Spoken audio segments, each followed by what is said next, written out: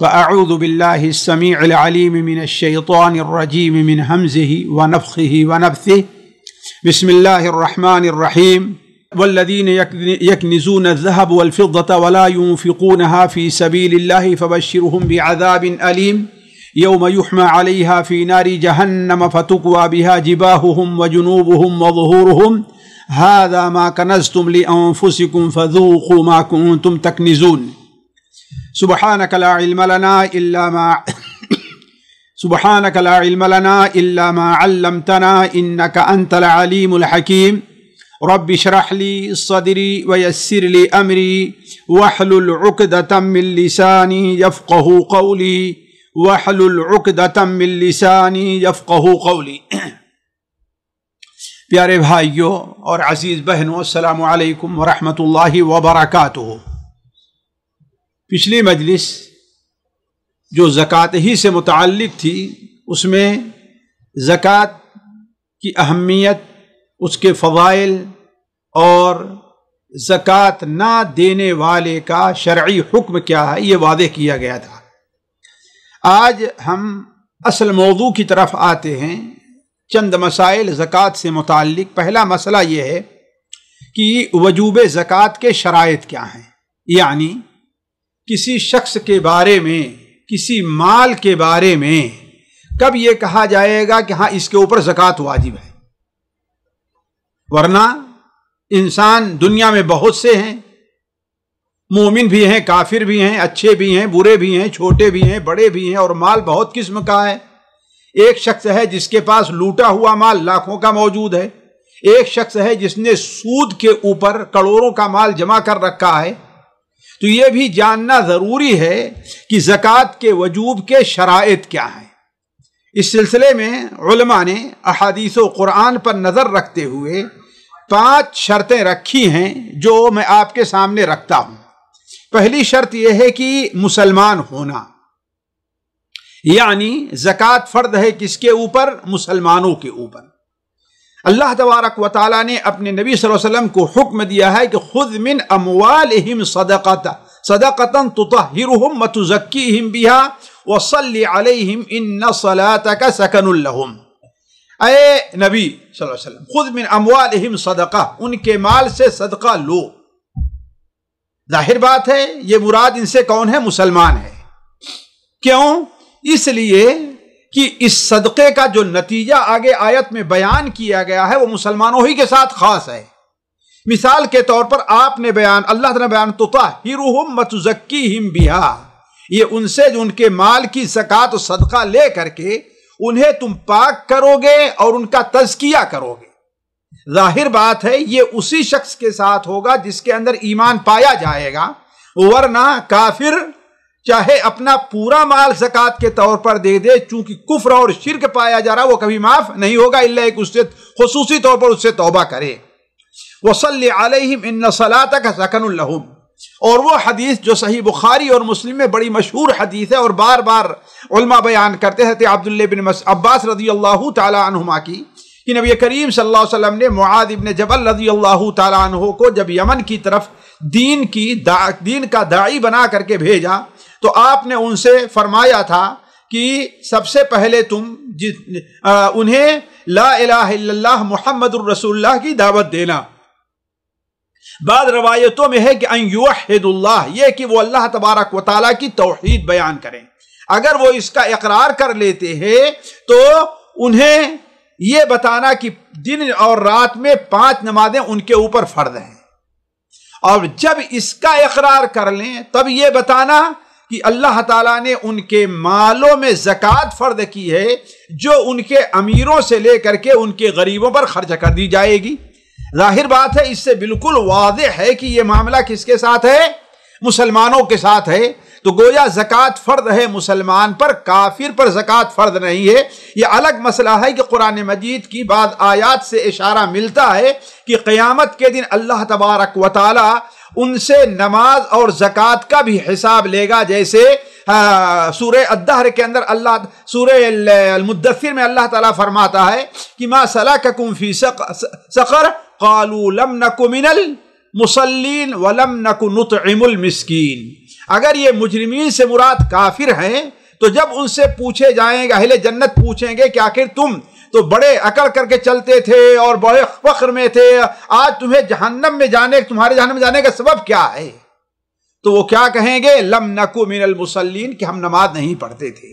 تو گویا ان سے نماز کا اور زکوٰۃ کا قیامت دن حساب لیا جائے گا، لیکن دنیا میں ان سے مطالبہ اسی وقت ہوگا جب وہ لا الہ الا اللہ کا اقرار کریں گے۔ لیکن آخرت میں جس طریقے سے ان سے لا الہ الا اللہ نہ کہنے کا محاسبہ ہوگا، محمد الرسول اللہ اس پر ایمان نہ لانے کا محاسبہ ہوگا، ایسے نماز نہ پڑھنے اور زکوٰۃ نہ دینے کا بھی محاسبہ ان سے کیا جائے گا۔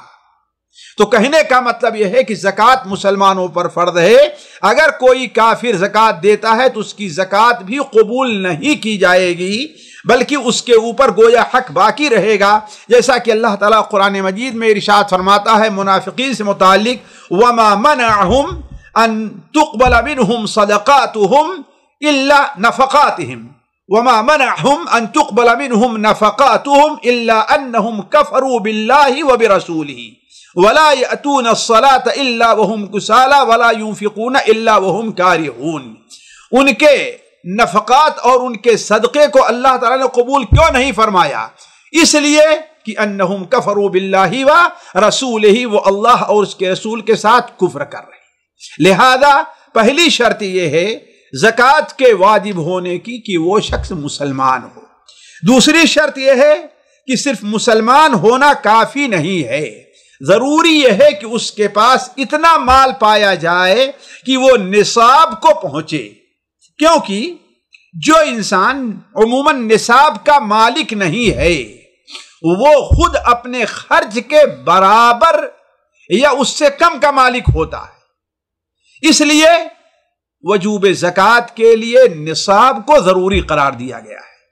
قرآن مجید میں اللہ تعالیٰ فرماتا ہے وَالَّذِينَ فِي أَمْوَالِهِمْ حَقٌّ مَعْلُومٌ لِلسَّائِلِ وَالْمَحْرُومِ، وہ لوگ جن کے مال میں ایک معلوم حصہ ہے، گویا وہ چیز ایک حد کو پہنچنے کے بعد اس میں سے ایک معلوم حصہ ہے، نہ کہ جتنا بھی ان کے پاس مال پایا جائے۔ اور حدیثوں میں تو اس کی بہت بڑی صراحت آئی ہوئی ہے، چنانچہ اللہ کے رسول صلی اللہ علیہ وسلم کی وہ حدیث بہت واضح ہے کہ آپ صلی اللہ علیہ وسلم نے ارشاد فرمایا کہ لیس فیما اقل من 5 اوسق صدقہ، من 5 اوسق صدقہ ولا في اقل من 5 من الابل الذود صدقہ ولا في اقل من 5 اواق من الورق صدقہ۔ صحیح بخاری وغیرہ میں، سنن ابو داؤد وغیرہ میں حدیث ابو سعید خدری سے مروی ہے کہ آپ صلی اللہ علیہ وسلم نے ارشاد فرمایا اگر غلہ کسی کے یہاں 5 وسق سے کم پیدا ہو رہا ہے تو اس پر زکوٰۃ نہیں ہے، اگر کسی کے پاس 5 سے کم اونٹ ہے تو اس کے اوپر زکوٰۃ نہیں ہے، اگر کسی کے پاس 5 اقیا چاندی سے کم مقدار میں چاندی ہے تو اس کے اوپر صدقہ نہیں ہے۔ تو اس سے معلوم ہوا صراحت کے ساتھ معلوم ہوا کہ انسان کے اوپر زکوٰۃ کے واجب ہونے کے لیے مالک نصاب ہونا شرط ہے۔ اسی طریقے سے تیسری شرط یہ ہے کہ وہ مسلمان ہے تو اسے ضروری ہے کہ وہ آزاد ہو، اس لیے کہ جو غلام ہوتا ہے، آج کل غلام کا تصور لوگوں کے ذہن میں کم آتا ہے، اس لیے کہ پائے نہیں جاتے ہیں۔ اصل چیز یہ ہے کہ جس طریقے سے آج گائے، بھینس، بکریاں، اونٹ بیچے جاتے ہیں، جس طریقے سے کپڑے، غلے بیچے جاتے ہیں، جس طریقے سے پھل بیچے جاتے ہیں، ایسے ہی اس دنیا کے اوپر ایک تاریک وقت تھا کہ انسان بیچے جاتے تھے، انہیں بھی گائے بکریوں کے طریقے سے بیچا جاتا تھا، تو وہ خود اپنے مالک نہیں رہا کرتے تھے، اپنے اوپر جو کپڑا نہیں رہتا تو اس کے مالک نہیں رہا کرتے تھے۔ لہذا اگر ان کے پاس مال ہے، اب آپ کہیں گے مال کہاں سے آئے گا؟ ہو سکتا ہے کسی نے اسے ہدیہ دے دیا ہو سکتا ہے کسی نے تحفہ دے دیا ہو سکتا ہے اس کا مالک اس سے بہت خوش ہو گیا ہو اور اسے کسی چیز سے نواز دیا ہو، اس لیے کہ مال انسان رکھتا ہے تو اسے تھوڑا سا اطمینان یہ رہتا ہے کہ ہاں میرے پاس بھی اور خوشی رہتی ہے، اور وہ بھی انسان ہے، اس کا جی کہے کوئی چیز کھانے کے لیے، کوئی چیز پہننے کے لیے، تو وہ مالک نے اسے اس کا مالک بنا دیا ہے اس پیسے کا، تو اس سے وہ خرید کر کے کھا پی بھی سکتا ہے۔ لیکن اصل یہ ہے کہ وہ اپنے مال کا مالک نہیں ہوگا، جیسا کہ نبی کریم صلی اللہ علیہ وسلم کی حدیث صحیح بخاری اور صحیح مسلم میں حضرت عبداللہ ابن عمر رضی اللہ تعالی عنہما سے مروی ہے کہ آپ صلی اللہ علیہ وسلم نے ارشاد فرمایا، من باع عبدا لہ مال فمالہ للبائع الا ان یشترط المبتاع، اگر کسی نے کسی غلام کو بیچا اور اس کے پاس مال ہے تو اس کے پاس جو مال ہے وہ اس کے مالک یعنی بیچنے والے کا رہے گا، یعنی وہ غلام کے ساتھ نہیں بیچا جائے گا، کیوں؟ غلام اس کا مالک نہیں ہے، مالک اس کا کون ہے؟ اس کے مال کا بیچنے والا ہے، بیچنے والا اپنا غلام بیچ رہا ہے نہ کہ اپنا مال بیچ رہا ہے۔ تو آپ صلی اللہ علیہ وسلم نے ارشاد فرمایا، من باع عبدا لہ مال، جس نے کسی غلام کو بیچا جس کے پاس مال ہے تو اس کا مال بیچنے والے کا ہے، ہاں الا ان یشترط المبتاع، الا یہ کہ خریدنے والا یہ شرط لگا دے کہ میں اسے تو لے رہا ہوں لیکن اس کے پاس جو مال ہے وہ بھی میرا ہوگا۔ اسی طریقے سے ساتھیو، جب یہاں پر ایک بات اور واضح کر دوں، یہ کہا گیا کہ مالک نصاب ہونا، تو معلوم یہیں سے ہوا اگر کسی کے پاس مال ہے اور وہ اس کا کہ کامل ملکیت نہیں رکھتا، یا اس نقطے کو ہم آخر بعد میں لے آتے ہیں، اس کے بعد لے آتے ہیں، تیسری یا چوتھی شرط یہ ہے کہ اس مال کے اوپر جس کا وہ مالک ہے اسے کمال ملکیت حاصل ہو، ملکیت تامہ ہو۔ اس کا بڑا فائدہ ہے، اس کے اوپر غور کریں گے۔ ملکیت تامہ سے میری مراد یہ ہے کہ وہ اپنے اس مال کو جب چاہے استعمال کر لے۔ اگر ایسا نہیں ہے، یعنی اس کے پاس مال تو ہے، اس مالک وہی ہے، لیکن وہ اسے جب چاہے استعمال نہیں کر سکتا، کسی کو مثال سے قرض دیا ہے اور وہ واپس ہی نہیں کر رہا ہے، یا اس کی کوئی زکات والی ایسی چیز ہے، زمین یا کوئی اور چیز ہے، اسے کسی نے ہڑپ کر لیا ہے، زبردستی لے لیا ہے تو مالک وہی، لیکن چونکہ اس کی کمال ملکیت اس کے اوپر نہیں ہے۔ اسی طریقے سے کمپنیوں وغیرہ میں جو بونس جمع ہوتا ہے، جو بونس جمع ہوتا ہے چونکہ ہے ہمارا ہی، لیکن ہمیں اس کے اوپر کمال ملکیت نہیں حاصل ہے، ہم اس کو جب چاہیں استعمال نہیں کر سکتے۔ ہو سکتا ہے کہ ہماری کسی غلطی کے اوپر ہم سے وہ پیسہ کاٹ ہی لے، یا آج کے زمانے میں کوئی قانونی ایج پیچ لے آ کر کے وہ مال ہم سے ہڑپ کر لے، تو شرط ہے اس کے لیے کہ انسان کے پاس کمال ملکیت ہونی چاہیے۔ ان دو چیزوں کو سامنے رکھیں، انسان مالک ہو اور کمال ملکیت ہو، تو یہاں سے چند چیزوں کے اوپر غور کریں۔ جو مال بیت المال کے اندر جمع ہوتا ہے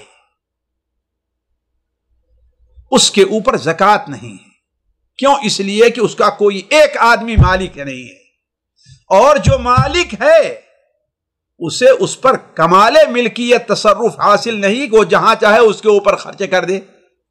اسی طریقے سے قیاس کر لے، جو مال سوسائٹی کا ہے، مدرسوں کے اندر جمع ہے، تو اس کا بھی کوئی خاص مالک نہیں ہوتا، لہذا اس پر بھی زکوٰۃ نہیں ہے۔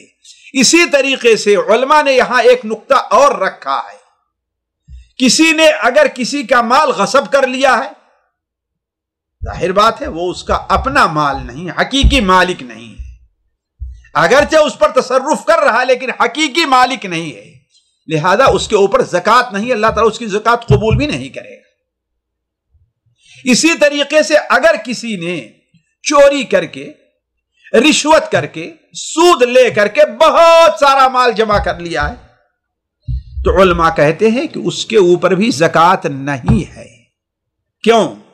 اس لیے کہ حرام مال ہے وہ، اس کے لیے ملکیت کا ہونا تو غیر چیز ہے، اس کا اپنے پاس رکھنا ہی وہ حرام ہے۔ وہ تو ایسے مال کے اوپر زکوٰۃ واجب نہیں ہے۔ اور ایک شرط جو ہے وہ زکوٰۃ پر مال کے ہونے کی، زکوٰۃ کے فرض ہونے کی، یہ ہے کہ اس کے اوپر سال گزر جائے، اس کے اوپر سال گزر جائے، کیونکہ لوگ عموماً اپنے نفع اور نقصان کا حساب جو کرتے ہیں وہ سال پر کرتے ہیں۔ عموماً جانور جو بچہ دیتے ہیں وہ سال پر میں ہی دیتے ہیں۔ چند جانور ہے جیسے خرگوش وغیرہ جو تھوڑے دن، لیکن ایک سال میں ایک ہی بار ہے۔ اسی طریقے سے عموماً جو اصل غلہ جو پیدا ہوتا ہے وہ سال میں ایک ہی بار ہے۔ عموماً وہ پھل جن کے اوپر زکوٰۃ ہے وہ سال میں ایک ہی بار پیدا ہوتے ہیں عموماً۔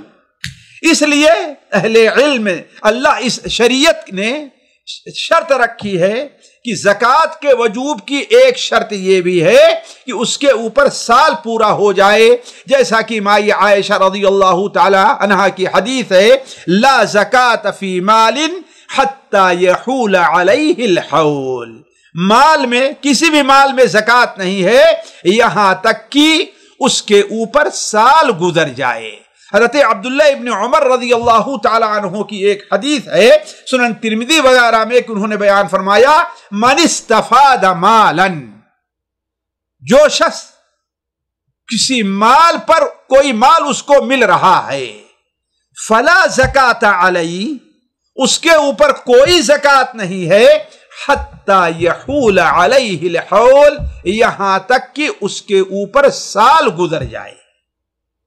اس طریقے سے اور بھی بہت سی حدیثیں ہیں جس سے پتہ چلتا ہے کہ مال پر زکوٰۃ کے وجوب کے لیے ضروری ہے کہ وہ مال اس کے پاس سال بھر بغیر استعمال کے رہ جائے، یا اس میں سے استعمال کرے بھی پھر بھی اتنا رہ جائے کہ جتنے پر زکوٰۃ واجب ہوتی ہے۔ یہ ہے اصل قاعدہ۔ لیکن یہاں پر چند باتیں میں آپ لوگوں کے سامنے وضاحت کر دوں۔ یہ جس سال کی بات ہو رہی، ہمارے ہاں دیکھیے دو قسم کے سال پائے جاتے ہیں۔ ایک قمری سال ہے جسے ہم اور آپ محرم، صفر، ربیع الاول، یا یہ کہیے شرعی سال جسے ہم کہیں بہتر ہوگا، ایک سال تو یہ ہے، اور ایک شمسی سال ہے۔ کچھ لوگ تعجب ہوتا ہے، اہل علم ہونے کا دعویٰ ہے، اور وہ کہتے ہیں دونوں کا اعتبار ہے کہ اللہ تعالیٰ نے دونوں ہی کو پیدا کرنے والا اللہ تعالیٰ سورج کا بھی اور چاند کا بھی۔ یہ دھوکہ اور لوگوں کو دھوکہ دینا ہے اور دین کے اندر تحریف کرنی ہے۔ اللہ تبارک و تعالی نے واضح طور پر بیان کر دیا ہے کہ اللہ تعالیٰ کے نزدیک جن مہینوں کا اعتبار ہے وہ مہینے وہ ہیں جو قمری ہیں۔ ان عدت الشہور عند اللہ 12 شہرا، اللہ تعالیٰ کے نزدیک وہ 12 مہینے ہیں، اور اسی دن سے ہیں یوم خلق السماوات والارض منہا 4 حرم، وہ ان میں سے 4 مہینے حرمت والے ہیں۔ تو یہ ہونا چاہیے کہ زکوٰۃ کا جو حساب لگایا جائے وہ ہمارے لوگ یہ نہ لگائے کہ ہاں بھائی سال میں جب ہم بجٹ پیش کرتے ہیں جنوری اور فروری یا دسمبر میں تو ہم اس وقت حساب لگائیں گے، یہ غلط معاملہ ہے۔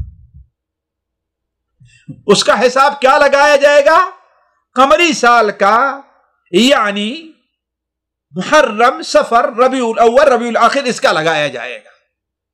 دوسری چیز یہ ہے، اس میں بہت سے لوگ غلطی کرتے ہیں۔ عموماً لوگ یہ سمجھتے ہیں کہ زکوٰۃ کا مہینہ رمضان کا مہینہ ہے، اسی لیے بہت سے لوگوں پر زکوٰۃ رجب شعبان میں واجب ہوتی ہے، وہ زکوٰۃ نہیں نکالتے، انتظار کرتے ہیں رمضان کے آنے کا۔ یہ بہت بڑی غلطی ہے۔ زکوٰۃ کا کوئی مہینہ مقرر نہیں ہے۔ زکوٰۃ کے لیے شرط ہے کہ نصاب کا ہونا اور اس نصاب کے اوپر سال کا پورا ہو جانا.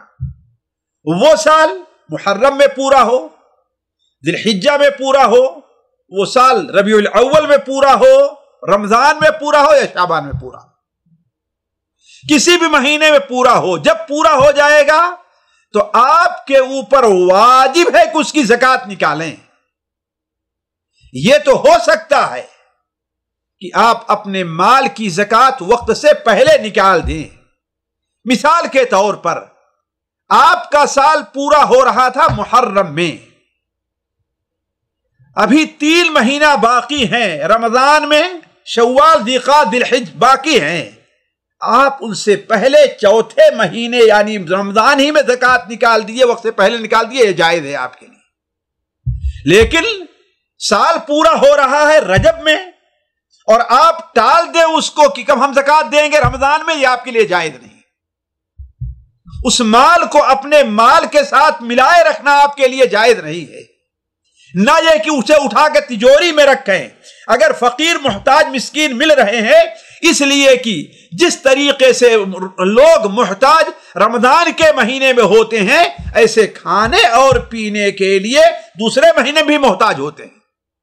ہم یہ مانتے ہیں کہ رمضان میں صدقہ اور خیرات کی زیادہ اہمیت ہے، تو اللہ تبارک و تعالیٰ نے صرف زکات ہی کو خرچ کرنے کے لیے نہیں دیا ہے.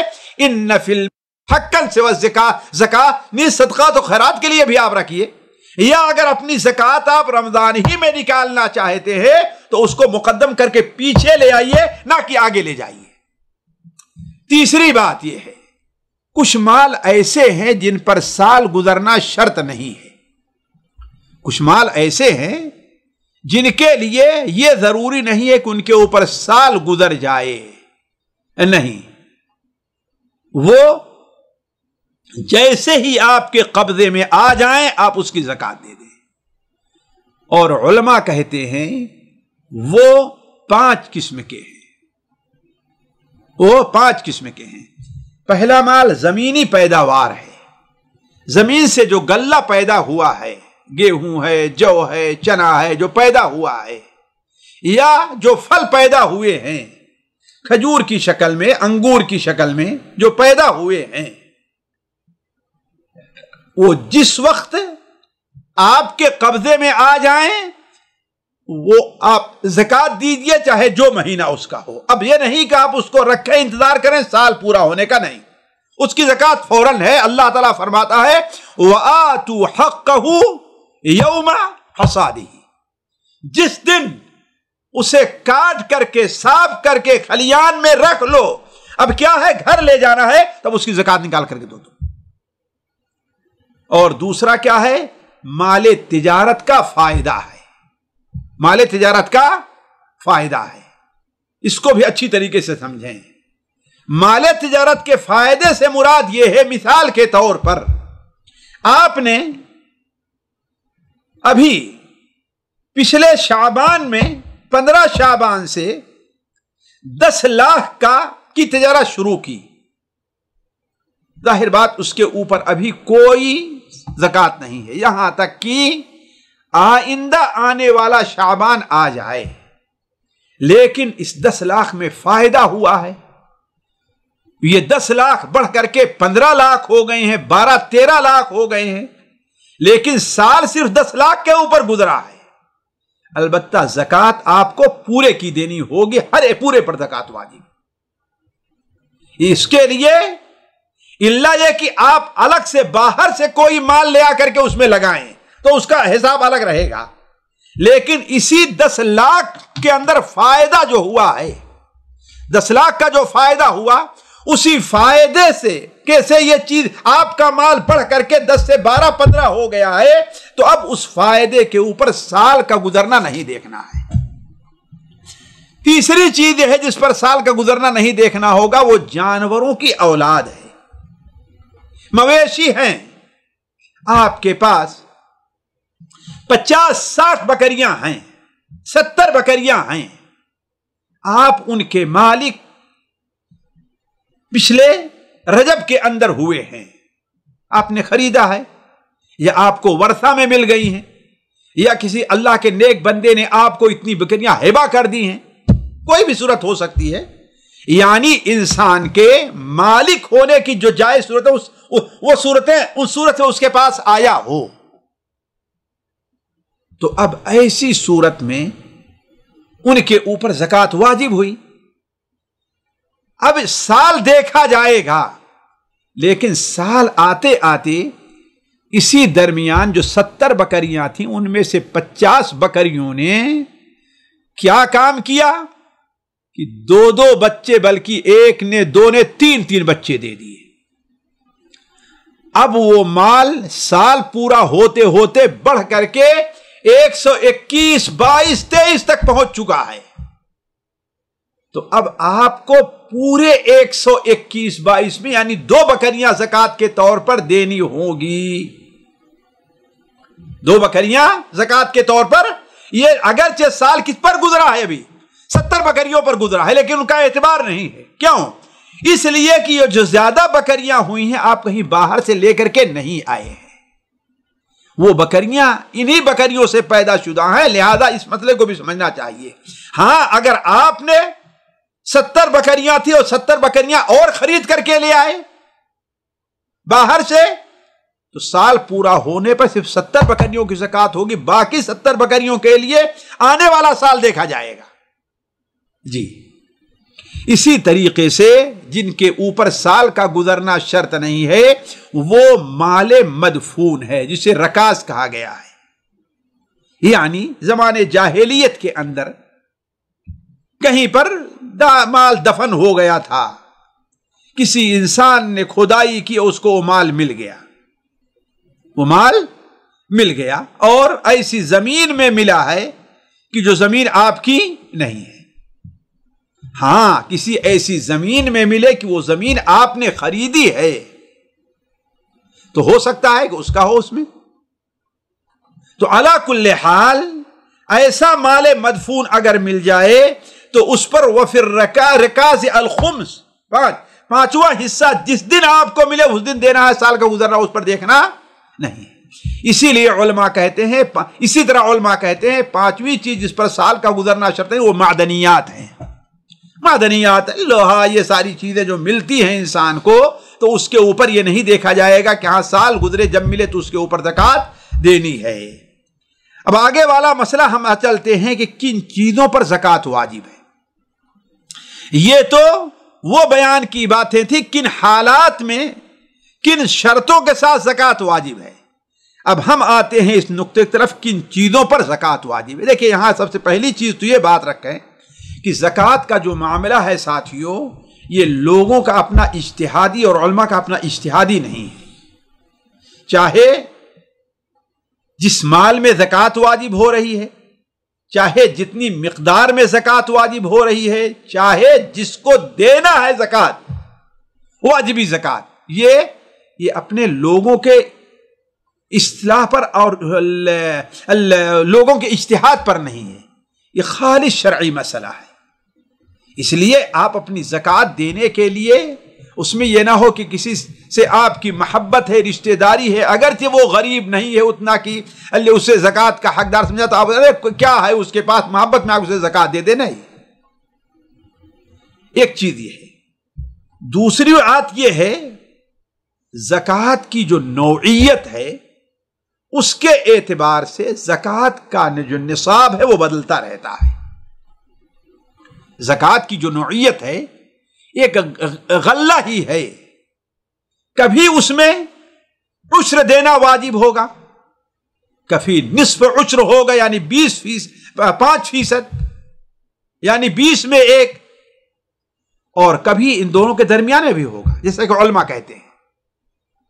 تو یہ جو نصاب کا معاملہ ہے، مقدار کا معاملہ ہے، اس کا اعتبار نوعیت کے لحاظ سے کیا رہے گا، وہ بدلتا رہے گا۔ اب آتے ہیں جن مالوں پر زکوٰۃ واجب ہے، وہ مال 5 قسم کے ہیں، ہم نے علماء کے اقوال سے نقل کیا ہے۔ پہلی چیز کیا ہے، وہ سونا ہے، جو دنیا کی سب سے قیمتی اور اہم چیز مانی گئی ہے، جس کے لیے ساری دنیا میں ایک دوسرے کا خون کیا جا رہا ہے، جس کے لیے ساری دنیا میں لڑائیاں چل رہی ہیں، اور ساری دوستی دشمنی سب کا معاملہ کس کے؟ اسی کے لیے، سونے کے لیے ہے۔ تو سب سے پہلی چیز جس کے اوپر زکوٰۃ واجب ہے وہ کون سا مال ہے؟ سونا ہے۔ اس کی دلیل کیا ہے؟ قرآن مجید کی وہ آیت، اللہ تعالیٰ فرماتا الذین یکنزون الذهب والفضة والذین یکنزون الذهب والفضة ولا ينفقونها في سبيل الله فبشرهم بعذاب علیم۔ یہ واضح ہے سونے اور چاندی کے اوپر زکوٰۃ کے واجب ہونے میں۔ خود نبی کریم صلی اللہ علیہ وسلم کی حدیث حضرت علی رضی اللہ تعالیٰ عنہ سے مروی ہے، ایک لمبی حدیث ہے، سنن ابو داؤد، مسند احمد وغیرہ میں آپ صلی اللہ علیہ وسلم نے ارشاد فرمایا لیس علیک شیء یعنی فی الذهب حتی یکون لک 20 مثقالا۔ تیرے پاس سونا ہے تو اس پر کوئی زکوٰۃ نہیں ہے یہاں تک کہ وہ سونا 20 مثقال کو پہنچ جائے۔ فَإِنْ كَانَ 20 دِينَارًا، اگر تیرے پاس 20 دینار یا 20 مثقال ہو گئے اور اس پر سال گزر گیا تو فَفِيهَا نِصْفُ دِينَارٍ، تو 20 میں کتنا دینا ہے تجھے؟ آدھا دینار دینا ہے۔ فَمَا زَادَ فَبِحِسَابِ ذَلِكَ، اب اس پر جو زیادہ ہو رہا ہے اس کی زکوٰۃ اسی حساب سے دی جائے گی۔ تو اس حدیث سے ساتھیوں دو بات بڑی اہم ثابت ہوئی جس کے بارے میں لوگ سوال کرتے ہیں۔ پہلی بات تو یہ ہے کہ جس انسان کے پاس 20 دینار سے کم، ابھی اس کی وضاحت ہم کرتے ہیں، کم سونا ہے تو گویا اس کے اوپر زکوٰۃ واجب نہیں ہے۔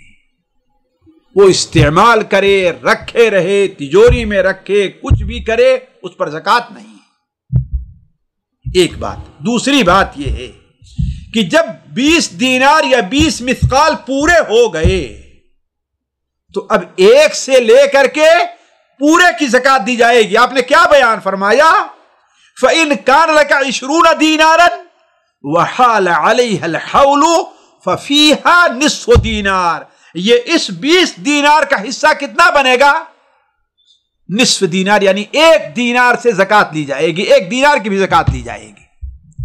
پھر اس کے بعد جتنا زیادہ ہوگا، 1 2 3 جو زیادہ ہوتا گیا، اس میں 20 میں سے گویا کی نہیں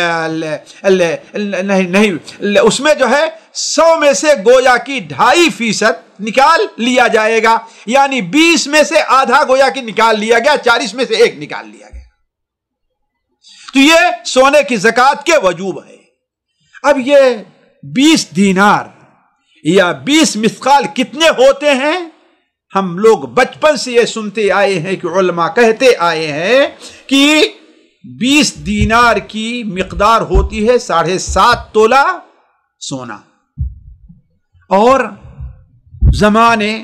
قدیم زمانے عہد نبوی سے لے کر کے جب تک دینار وغیرہ کا اعتبار ہوتا تھا اس کی مقدار کے اندر کوئی فرق نہیں پڑا ہے، حتیٰ کہ بعض عجائب خانوں میں وہ دینار ملے ہیں جو عبد الملک ابن مروان کے زمانے کے تھے، یعنی پہلی ہی صدی ہجری کے تھے۔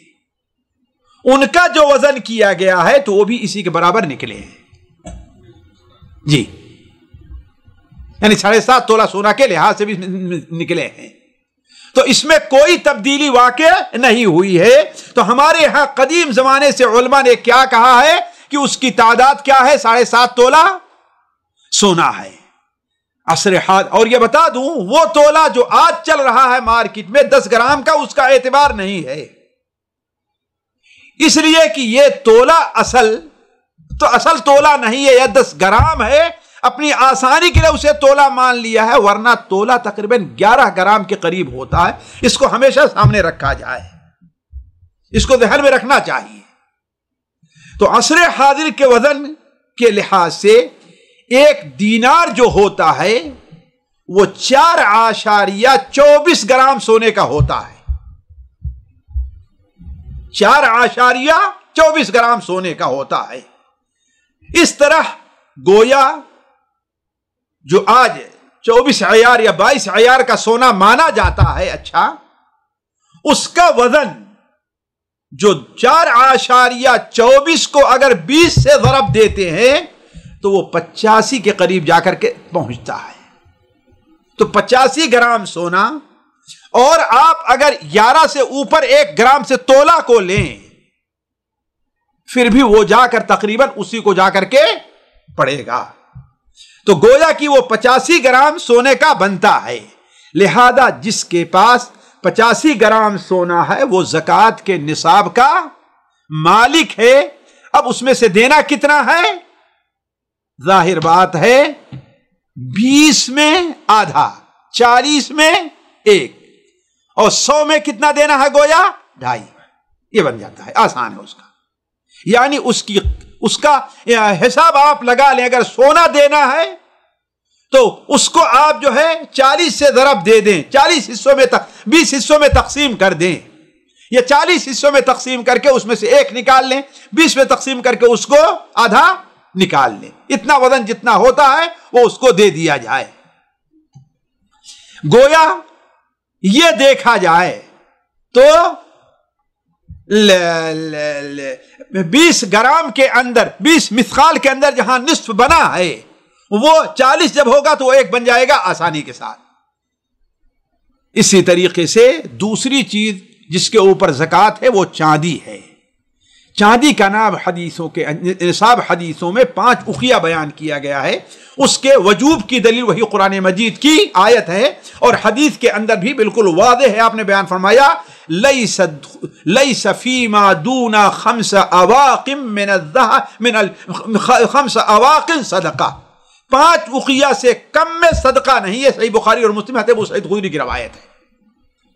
گویا 5 اقیہ کسی کے پاس اگر چاندی ہے، صحیح بخاری کی ایک حدیث سے پتا چلتا ہے کہ 200 درہم، صحیح بخاری کی ایک حدیث سے پتا چلتا ہے کہ 200 درہم، جیسے وفی الرقۃ اذا بلغت ربع العشر، اگر بلغت 100 درہم، اگر چاندی 200 درہم کو پہنچ جائے تو اس کے اوپر کیا ہے؟ ربع العشر ہے، چوتھائی عشر ہے.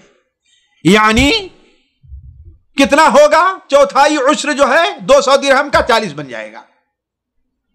40 1 بن جائے گا. آپ 40 لیں یعنی اس گویا کی 40 میں 1 بن جائے گا، یعنی 2.5% جو بن جاتا ہے وہی ہے ربع العشر. ربع العشر وہی بنتا ہے، یعنی 2.5%. عشر 10 ہے، نصف عشر 5 ہے، اور ربع عشر کیا ہوگا؟ وہ 2.5 ہوگا. آسان ہے. تو آپ صلی اللہ علیہ وسلم بیان فرمایا کہ لیس فیما دون 5 اواق صدقہ، 5 اقیہ سے کم میں صدقہ نہیں ہے. اور 5 اقیہ جو ہوا کرتا ہے، 1 اقیہ وہ 5 اقیہ وہ 200 درہم کا ہوتا ہے، اس لیے کہ 1 اقیہ 40 درہم کا ہوا کرتا ہے. 1 اقیہ 40 درہم کا ہوتا ہے تو 5 اقیہ کتنا ہوگا؟ 200 درہم کو ہوگا. اور اس کی تائید اس حدیث سے بھی ہے وفی الرقۃ ربع العشر. رقہ کے اندر یعنی ورق سے ہے، یعنی چاندی میں ربع عشر ہے. اگر تمہارے پاس 190 یا 195 ہے تو اس کے اوپر زکوٰۃ نہیں ہے، گویا 200 کے اوپر زکوٰۃ ہے. اب یہ کتنا بنتا ہے؟ یہ ہندوستان اور پاکستان کے مشہور وزن کے لحاظ سے 52.5 تولہ سونا کا حساب لگایا گیا ہے. 52.5 تولہ سونا. لیکن گرام کے اندر بعض لوگوں کے حساب میں تو بہت فرق ہے. یہاں ہمارے زلفی کے دکتور عبداللہ طیار ہیں، ان کے نزدیک تو 460 گرام چاندی ہی گویا اس کے اوپر زکوٰۃ ہے.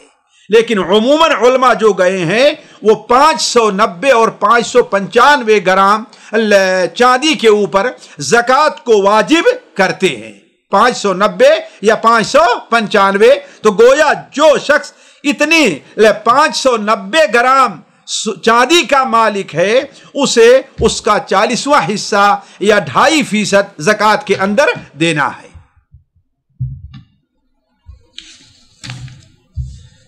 تیسری چیز جس کے اوپر زکوٰۃ واجب ہے وہ سامان تجارت ہے. وہ سامان تجارت ہے. جو سونے اور چاندی ہی سے سمجھیے کہ ملتا جلتا ہے۔ اللہ تبارک و تعالی ارشاد فرماتا ہے یا ایھا الذین آمنوا انفقوا من طیبات ما کسبتم ومما اخرجنا لکم من الارض، اے ایمان والو انفقوا خرچ کرو من طیبات ما کسبتم، وہ پاک اور حلال روزی جو تم نے کمایا ہے۔ کمایا ہے، کیسے کمایا ہے؟ نوکری کر کے کمایا ہے، تجارت کر کے کمایا، کیسے بھی کمایا ہے۔ اور آپ جانتے ہیں کہ سب سے اہم طریقہ کمائی کا کیا ہے؟ وہ تجارت ہے۔ لہذا اللہ کے اس حکم کے اندر مال تجارت میں زکوٰۃ کے وجوب پر دلیل موجود ہے کہ انفقوا من طیبات ما کسبتم ومما اخرجنا لکم من الارض۔ اور وہ حدیث جو سنن ابو داؤد وغیرہ میں ہے کہ آپ صلی اللہ علیہ وسلم نے ارشاد فرمایا کہ حضرت سمرہ ابن جندب کی روایت ہے کانا یامرنا، آپ ہمیں حکم دیا کرتے تھے کہ جو سامان ہم زکوٰۃ کے لیے تجارت کے لیے تیار کر کے رکھیں اس میں ہم زکوٰۃ دیں۔ اس حدیث کے اوپر کلام ہے اہل علم کا، لیکن چونکہ اس کی تائید صحابہ کے عمل اور قول سے ہوتی ہے، حضرت عمر فاروق رضی اللہ تعالیٰ عنہ، حضرت عبداللہ ابن عمر، ان سے بسند صحیح سنن کبریٰ بیہقی وغیرہ میں وارد ہے کہ وہ لوگ کہتے ہیں کہ مال تجارت کے اندر زکوٰۃ واجب ہے، مال تجارت میں زکوٰۃ واجب ہے۔ خود آپ صلی اللہ علیہ وسلم کی ایک حدیث سے اس طرف اشارہ ملتا ہے، سنن ابو داؤد میں ہے، آپ نے بیان فرمایا یا معشر التجار، اے تاجروں کی جماعت، ان البیع یحضرہ اللغو والرفث، تم یہ جو خرید و فروخت کرتے ہو تو اس میں جھوٹ، لغویات، دھوکے وغیرہ شامل ہو جاتے ہیں، لہذا فشوبوہ بالصدقہ، صدقہ اس میں ملا لو تاکہ اس کا کفارہ ہو جائے۔ یہ صدقہ عام بھی ہو سکتا ہے اور صدقہ خاص یعنی زکوٰۃ بھی ہو سکتی ہے۔ اور البتہ اس کے مال تجارت میں زکوٰۃ کے وجوب کی شرط یہ ہے، علماء کہتے ہیں کہ عروض تجارت جو ہے وہ تیرے کام کے ملکیت میں ہونا چاہیے، اور عروض تجارت کو نصاب کو پہنچنا چاہیے، اور اس کا حساب لگایا جائے یا تو سونے کا یا تو چاندی کا۔ اور آج کل اصل یہ ہے کہ اس کا نصاب لگایا جائے، نقدی جو چل رہی ہے وہ، اور نقدی کا کیا حساب ہے وہ آگے آ رہا ہے۔ تو مال تجارت میں زکوٰۃ ہے، وہ مال جو انسان تجارت کے لیے رکھا ہوا ہے، اس کے عوض میں وہ بھی شامل ہو جائے گا جو صندوق کے اندر تجوری میں پیسہ ہے، وہ مال بھی شامل ہو جائے گا جو گردش میں ہے، وہ پیسہ بھی شامل ہو جائے گا جو لوگوں کو دیا ہے، اور امید ہے کہ جس طرح تاجروں کا لین دین رہتا ہے کہ ہاں ان کے پاس اتنا گیا ہے لیکن ہمارا یہ آ جائے گا، یہ ساری چیزیں یعنی گردش میں جو مال پورا کا پورا ہے تجارت کا، اس کے اوپر زکوٰۃ واجب ہوگی۔ اب آج کی مجلس ہم یہیں پر روکتے ہیں، اگلی مجلس انشاءاللہ آئندہ آپ سے ملیں گے، تب تک کے لیے آپ سے رخصتی چاہتے ہیں۔ والسلام علیکم ورحمۃ اللہ وبرکاتہ۔ سامعین کرام، ہمارے علمی اور عوامی دروس اور سوال و جواب کی مجلسوں سے آپ خود بھی مستفید ہوں اور اپنے دوست و احباب کے ساتھ بھی شیئر کریں۔ عین ممکن ہے کہ آپ کے شیئر سے کسی کی اصلاح اور آپ کے لیے صدقہ جاریہ بن جائے۔ واٹس ایپ پر اسلامک میسج حاصل کرنے کے لیے نمبر نوٹ فرمائیں: یعقوب عزیز 009665089590707۔ واٹس ایپ سوال و جواب گروپ میں ایڈ ہونے کے لیے نمبر نوٹ فرمائیں: عبدالسلام عمری 0096650262762۔ نمبر بھیجتے ہوئے نام اور پتہ ضرور لکھیں۔ اسی طرح ہمارے یوٹیوب چینل اسلامی دعویٰ کو ضرور سبسکرائب کریں تاکہ ہماری ہر نئی اور اہم ویڈیو کی اطلاع آپ کو فوری حاصل ہو جائے۔ تمام دروس، مقالات اور سوال و جواب سیریز کے لیے ہماری مشہور ویب سائٹ www.islamidawah.com کا مشاہدہ کرتے رہیں۔ السلام علیکم ورحمۃ اللہ وبرکاتہ۔